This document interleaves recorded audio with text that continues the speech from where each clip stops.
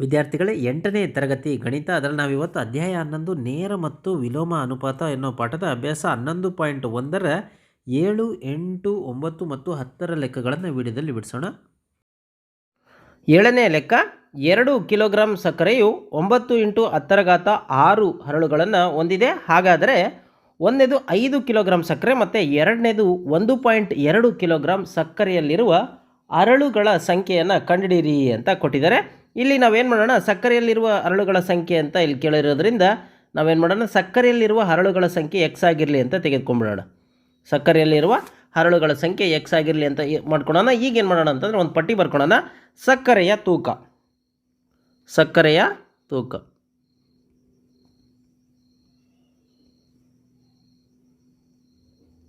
ಯಾವುದು ಕೆ ಜಿಯಲ್ಲಿ. ಇನ್ನೊಂದು ಕಾಲಮಲ್ಲಿ ಏನು ಮಾಡೋಣ, ಹರಳುಗಳ ಸಂಖ್ಯೆ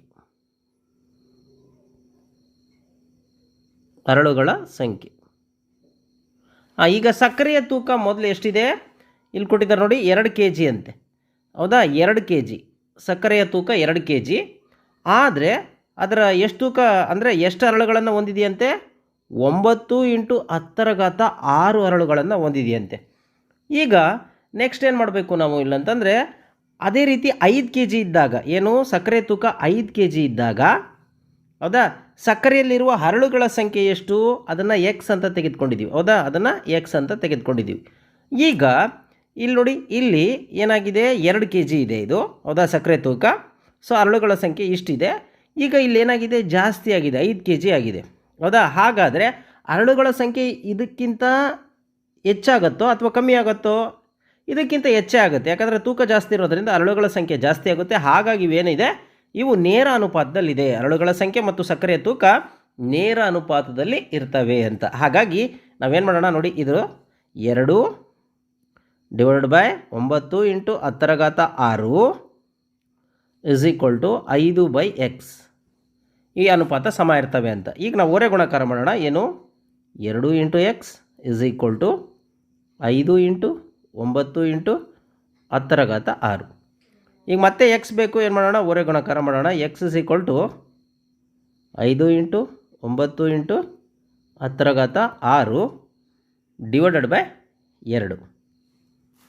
ಈಗ ಏನು ಮಾಡೋಣ, ಈಗ ಈ ಕಡೆ ನೋಡಿ, x = 9 × 45 × 10⁻6 / 2. ಈಗ 45ನ್ನು 2ರಿಂದ ಭಾಗಿಸ್ಬಿಡೋಣ. ಭಾಗಿಸ್ಬಿಟ್ರೆ ಎಷ್ಟಾಗುತ್ತೆ, 45ರಲ್ಲಿ ಅರ್ಧ 22.5 ಬರುತ್ತಲ್ವಾ. 45ರಲ್ಲಿ ಅರ್ಧ 22.5 × 10⁻6 ಏನಿದು, ಹರಳುಗಳ ಸಂಖ್ಯೆ ಅಂತ. ಹಾಗಾದರೆ 22.5 × 10⁻6 ಹರಳುಗಳ ಸಂಖ್ಯೆ ಇದೆ ಅಂತ. ಎಷ್ಟು ಕೆ ಜಿಯಲ್ಲಿ? 5 ಕೆ ಜಿ ಸಕ್ಕರೆ ತೂಕದಲ್ಲಿ. ಅದನ್ನು ಬರೆದ್ಬಿಡೋಣ ನೋಡಿ. ಈಗ ಬರೆದ್ರೆ ಲೆಕ್ಕ ಮುಗಿಯುತ್ತೆ. ಈಗ 2ನೇ ಲೆಕ್ಕ ಮಾಡೋಣ. 1.2 ಕಿಲೋಗ್ರಾಂ ಸಕ್ಕರೆಯಲ್ಲಿರುವ ಹರಳುಗಳ ಸಂಖ್ಯೆಯನ್ನು ಕಂಡುಹಿಡಿಬೇಕು. ಈಗ ಮೊದಲು ಸೇಮ್ ಆ್ಯಸ್ ಯೂಶಲ್ಲು ಸಕ್ಕರೆಯಲ್ಲಿರ್ತಕ್ಕಂಥ ಹರಳುಗಳ ಸಂಖ್ಯೆ ಎಕ್ಸ್ ಆಗಿರಲಿ ಅಂತೇಳಿ ಹಿಂದಿನ ಲೆಕ್ಕದಲ್ಲಿ ಹೇಗೆ ಬರ್ಕೊಂಡು ಅದೇ ರೀತಿ ಬರ್ಕೊಳ್ಳೋಣ. ಬರ್ಕೊಂಡು ಈಗ ಸಕ್ಕರೆಯ ತೂಕ ಮತ್ತು ಹರಳುಗಳ ಸಂಖ್ಯೆ ಅನ್ನೋ ಪಟ್ಟಿಯನ್ನು ಬರ್ಕೊಂಬಿಡೋಣ. ಈಗ ಸಕ್ಕರೆ ತೂಕ ಎಷ್ಟಿದೆ ಅಂತೆ? 2 ಕೆ ಜಿ. ಹೌದಾ, 2 ಕೆ ಜಿ. ಹಾಗಾದರೆ ಅದರಲ್ಲಿರ್ತಕ್ಕಂಥ ಹರಳುಗಳ ಸಂಖ್ಯೆ ಎಷ್ಟಂತೆ? ಅವರೇ ಕೊಟ್ಟಿರೋ ಹಾಗೆ 9 × 10⁻6. ಅದನ್ನು ಬರ್ಕೊಳ್ತೀನಿ ನಾನು, 9 × 10⁻6. ಈಗ ಸಕ್ಕರೆ ತೂಕ ಎಷ್ಟಂತೆ? 1.2 ಕೆ ಜಿ ಆದರೆ, ಹೌದಾ, ಇಲ್ಲಿ ನಾವೇನು ತೆಗೆದುಕೊಂಡಿದ್ದೀವಿ, ಎಕ್ಸ್ ಅಂತ ತೆಗೆದುಕೊಂಡಿದ್ದೀವಿ. ಬರ್ಕೊಂಬಿಡೋಣ ಎಕ್ಸು. ಈಗ ಸಕ್ಕರೆ ಹರಳುಗಳ ಸಂಖ್ಯೆ ಮತ್ತು ಸಕ್ಕರೆ ತೂಕ ಏನಿದೆ, ಇವೆರಡು ನೇರ ಅನುಪಾತದಲ್ಲಿದ್ದರೆ, ಹೌದಾ, ನೇರ ಅನುಪಾತದಲ್ಲಿದ್ದಾವೆ. ಯಾಕೆ ಅಂತಂದರೆ ಇದು 2 ಕೆ ಜಿ ಇದ್ದಾಗ ಇಷ್ಟಿದೆ ಅಂತಂದರೆ ಈಗ ಕಡಿಮೆ ಆಗಿದೆ ಅಂದರೆ ಇಲ್ಲಿ ಕಡಿಮೆ ಬರಬೇಕು. ಹೌದಾ, ಹಾಗಾಗಿ ಇವೆರಡು ನೇರ ಅನುಪಾತದಲ್ಲಿದ್ದಾವೆ ಅಂತ. ಹಂಗಾಗಿ ಇದರ ಅನುಪಾತವನ್ನು ಬರ್ಕೊಳ್ಳೋಣ. 2 / 9 × 10⁻6 = 1.2 / x. ಈಗ ಹೊರ ಗುಣಾಕಾರ ಮಾಡೋಣ. ಏನು, 2 × x = 1.2 × 9 × 10⁻6. ಈಗ ಮತ್ತೆ 2ನ್ನು ಕೆಳಗೆ ತೆಗೆದುಕೊಳ್ಳೋಣ. ಅಲ್ಲಿ x = 1.2 × 9 × 10⁻6 / 2. ಈಗ ಈ ಕಡೆ ಮಾಡ್ತೀನಿ ನೋಡಿ. ಈಗ ನೋಡಿ 1.2ನ್ನು 2ರಿಂದ ಭಾಗಿಸಿದಾಗ, ಹೌದಾ, 2ರಿಂದ ಭಾಗಿಸಿದಾಗ ಅಂದರೆ ನೋಡಿ 12 ಅಂತ ತಿಳ್ಕೊಂಡ್ರೆ 2 ಆರ್ಲೆ ಬರುತ್ತೆ. ಪಾಯಿಂಟ್ ಒಂದು ಸಂಖ್ಯೆ ಇದೆ, ಹಂಗಾಗಿ ಇಲ್ಲಿರೋದು ಏನು ಮಾಡೋದು 0 ಪಾಯಿಂಟ್ ಕಟ್ಕೊಂಬಿಡೋಣ. ಅಥವಾ ನಾವು ಹಿಂಗೆ ಮಾಡ್ಕೋಬೋದು, ಅಥವಾ ಇದನ್ನು ಹಿಂಗೂ ಭಾಗಿಸ್ಬೋದು. ಹೆಂಗೆ 1.2 ಡಿವೈಡೆಡ್ ಬೈ 2. ಈಗ ಒಂದು ಸಂಖ್ಯೆ ತೊಗೊಳಕೋದ್ರೆ ಬರೋದ್ರಲ್ಲಿ 2 ತೊಗೋಬೇಕು, ಹಂಗಾಗಿ 0.0 ಕಟ್ಕೊಂಡು ನಾನು ಏನು ಮಾಡ್ತೀನಿ 2 ಆರ್ಲೆ 12 ಅಂತ ಭಾಗಿಸ್ತೀನಿ. ಅಥವಾ ಹಿಂಗೂ ಸಿಂಪಲ್ಲಪ್ಪ 1.2ರಲ್ಲಿ ಅರ್ಧ ಮಾಡಿಬಿಟ್ರೆ ಆಯ್ತು, 0.6 ಅಂತ ಗೊತ್ತಾಗುತ್ತೆ. ಹಂಗಾಗಿ ಇಲ್ಲೇನಾಗುತ್ತೆ ಎಕ್ಸ್ ಇಸ್ ಈಕ್ವಲ್ ಟು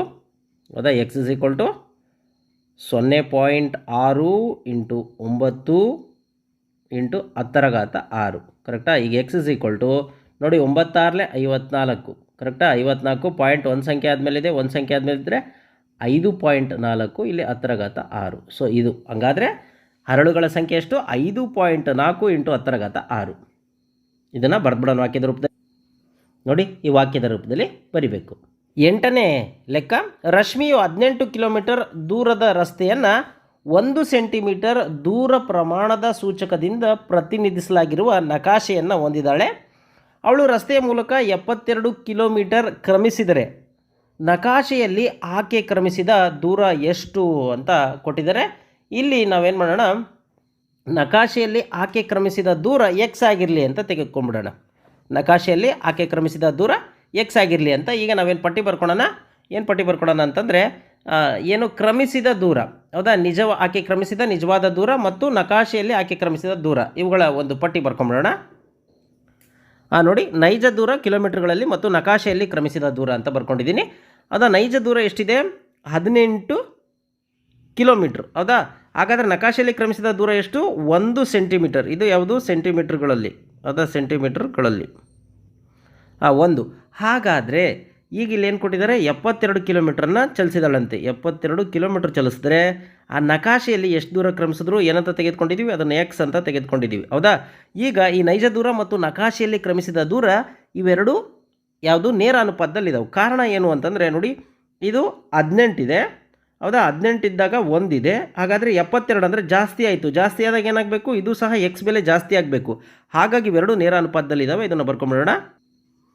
ನೋಡಿ ನೈಜ ದೂರ ಮತ್ತು ನಕಾಶೆಯಲ್ಲಿ ಕ್ರಮಿಸಿದ ದೂರ ನೇರ ಅನುಪಾತದಲ್ಲಿದ್ದಾವೆ. ಹಾಗಾಗಿ ನಾವೇನು ಬರ್ಕೋಬೋದು, ಈ ಅನುಪಾತವನ್ನು ಬರ್ಕೊಳ್ಳೋಣ. 18/1 ಇಸ್ ಈಕ್ವಲ್ ಟು 72/x ಅಂತ. ಈಗ ಓರೆ ಗುಣಾಕಾರ ಮಾಡೋಣ. ಏನು 18 into x is equal to 72 into 1. ಈಗ 18 ಮತ್ತೆ ಹೊರ ಗುಣಾಕಾರ ಮಾಡಿದ್ರೆ x is equal to 72 into 1 divide by 18. 18 ಮಗ್ಗಿ ಎಲ್ಲಿ ನಾವು ಭಾಗಿಸ್ಬಿಡೋಣ. ಏನು 18 3 54, 18 4 72, ಹೌದಾ. ಹಾಗಾಗಿ ಎಕ್ಸ್ ಬೆಲೆ ಎಷ್ಟು ಬಂತು 4 ಬಂತು. ಇದೇನಿದು ಸೆಂಟಿಮೀಟರ್. ಸೊ ಹಾಗಾಗಿ ನಾವೇನು ಬರಿಬೋದು, ಆಕೆ ಅಂದರೆ ರಶ್ಮಿಯು ನಕಾಶೆಯಲ್ಲಿ ಕ್ರಮಿಸಿದ ದೂರ 4 ಸೆಂಟಿಮೀಟರ್ ಅಂತ ಬರೆದ್ರೆ ಈ ಲೆಕ್ಕ ಮುಗಿಯುತ್ತೆ.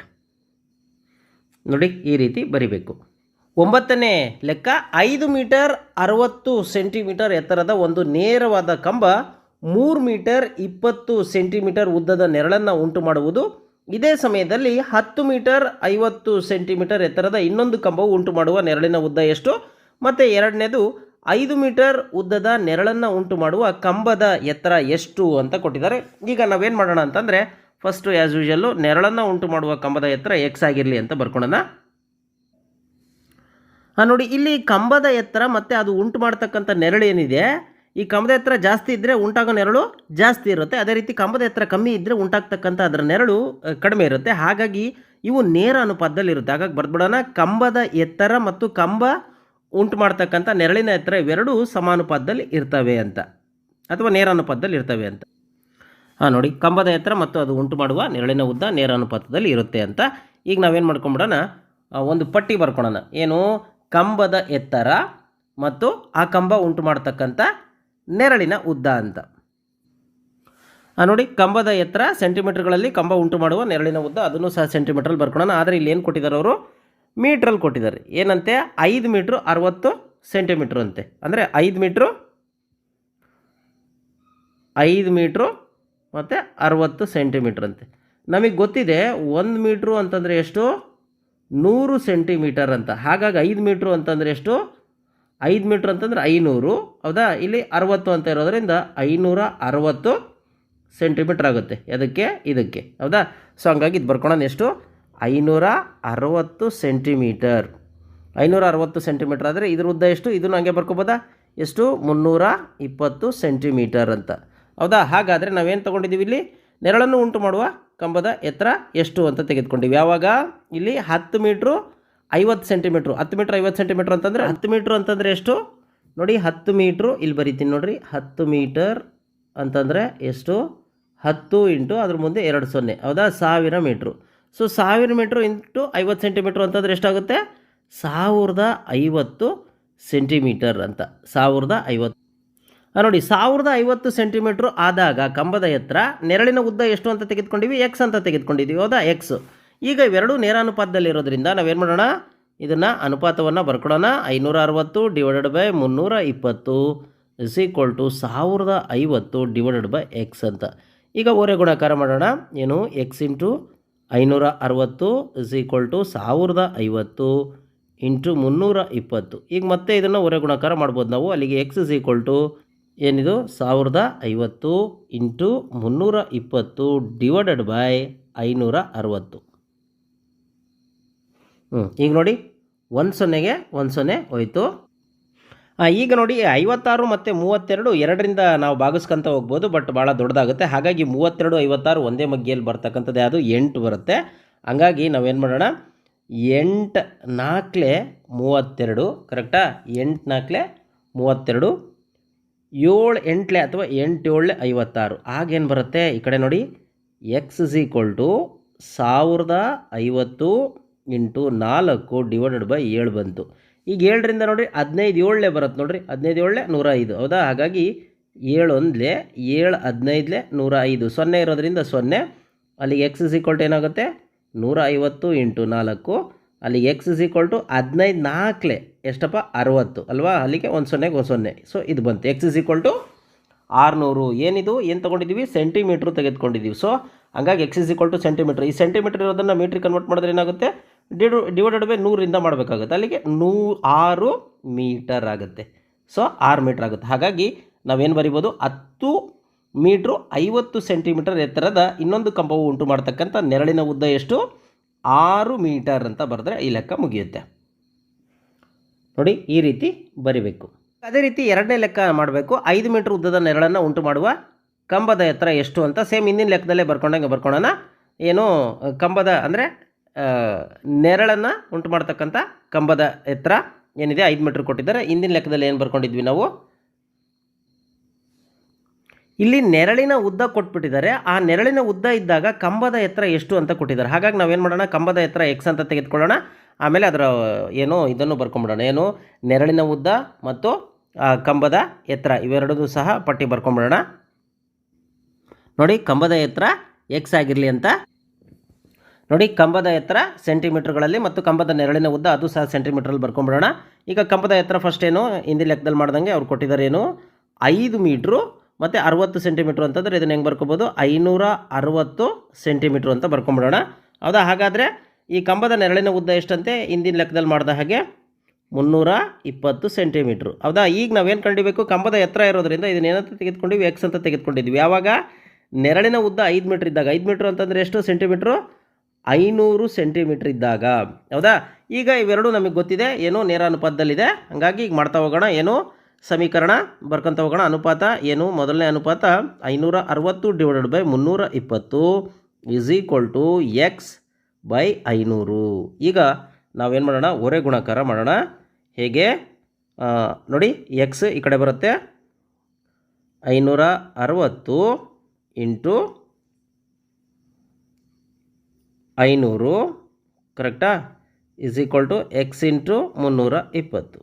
ಈಗ ಎಕ್ಸ್ ಬೆಲೆ ಬೇಕು, ಹಾಗಾಗಿ 320 ಮತ್ತೆ ಈ ಕಡೆ ತೆಗೆದುಕೊಂಡ್ಬಿಡೋಣ.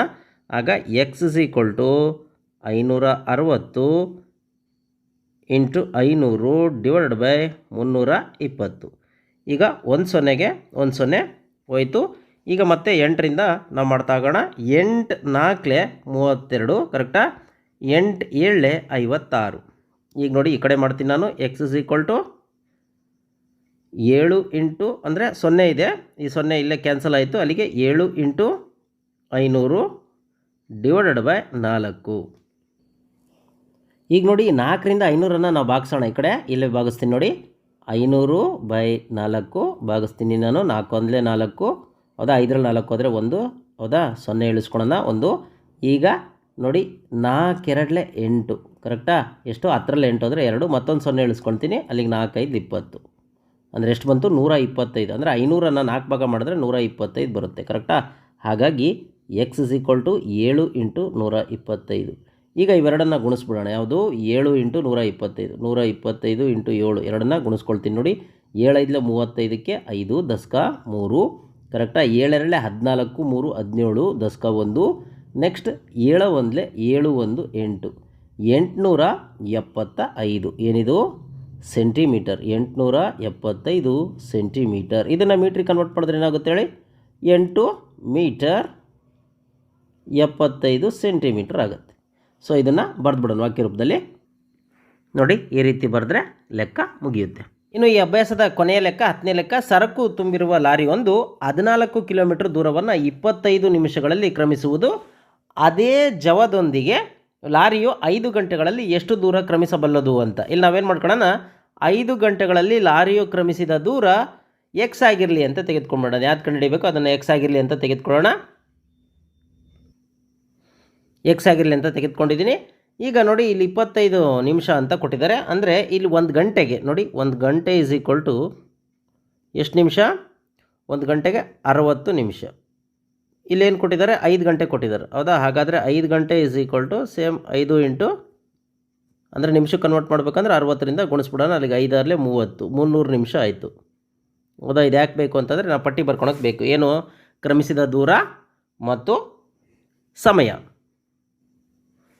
ಈಗ ನೋಡಿ ಕ್ರಮಿಸಿದ ದೂರ ಕಿಲೋಮೀಟರ್ಗಳಲ್ಲಿ, ಸಮಯ ನಿಮಿಷಗಳಲ್ಲಿ ತೆಗೆದುಕೊಂಡಿದ್ದೀನಿ. ಫಸ್ಟ್ ಏನಂತೆ, ಕ್ರಮಿಸಿದ ದೂರ ಎಷ್ಟು 14 ಕಿಲೋಮೀಟರ್ ಹೌದಾ. 14 ಕಿಲೋಮೀಟ್ರು.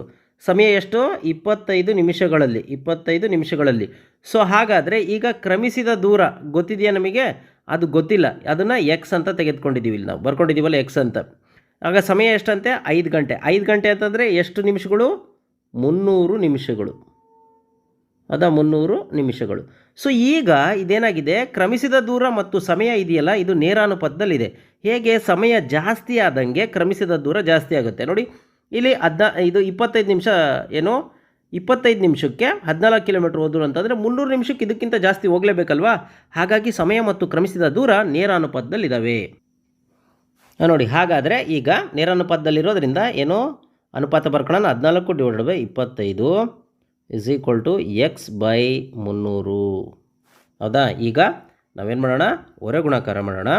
ಹೇಗೆ ನೋಡಿ, ಈ ಕಡೆ 14 × 300/25 = x ಅಲ್ಲೇ ಇರುತ್ತೆ ಹೌದಾ. ಈಗ ನಾವು ಏನು ಮಾಡೋಣ, ಈ 25ರಿಂದ 300ಅನ್ನು ಭಾಗಿಸ್ಬಿಡೋಣ. ನೋಡಿ ಈ ಕಡೆ ಭಾಗಿಸೋಣ.